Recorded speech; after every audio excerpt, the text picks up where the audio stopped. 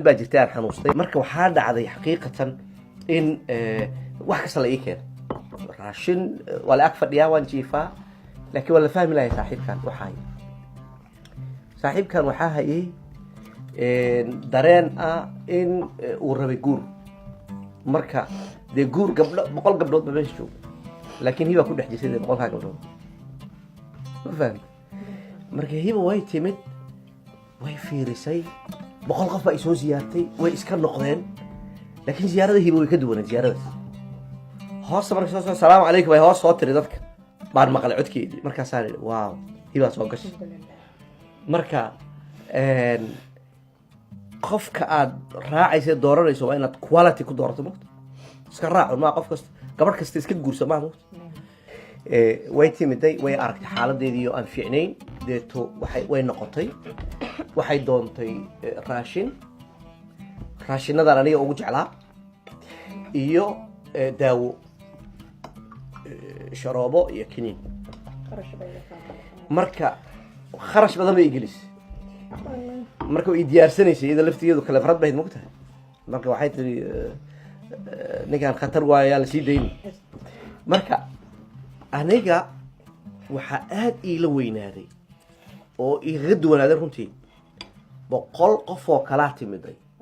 maxaa iyada ka duway why waxa ere way ka fikirtay way ka walwashay she's caring and loving so ku dhag lama sii dayn karo halkan xajiyo markay raashinka ii keentayna waxba ma cuni karin marka hore waan cunay sharoobadiina waan cabay within half an hour warankii ahayo iga go'ay kabacdi maxaa dhacay ninkayga dhaqaaqi lahaa waan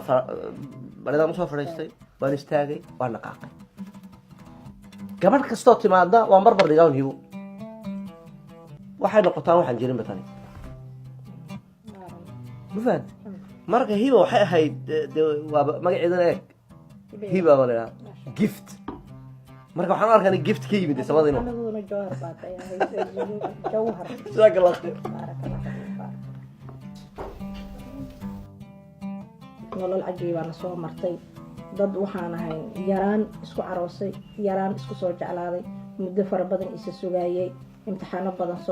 soo maray ilaahay soo ka guuleysiyay oo ka soo gudbay in waxa noloshayada factorka ugu weyn amba shayga isku keenhaya waa jacaylka aan isku qabno runtii alxamdulillahi rabbil caalamiin jacaylkaasna waxaa ka dhashay gabadheeda quruxley ee curadeyda raxmo waxaa ku dhashay gabadheena labaad nasro axmed bilaal iyo raxmo alxamdulillahi rabbil caalamiin marka dadka qaarkood waxay yidhaahdaan runtii noloshaad soo marteen markaan fiirino gabdhihiina u baqnaa gabdhihiina ayaan u baqaynaa because waxay ku koreen leanna waxay ku koreen jacaylkaas iyo xubbigaas iyo wanaagaasna dhex yaala oo kaftan leh oo xataa la isdagaalayo oo xataa la isku qaylinayo laakiin markasta aad madaxa ku haynaysid qofkan waa qofkaagii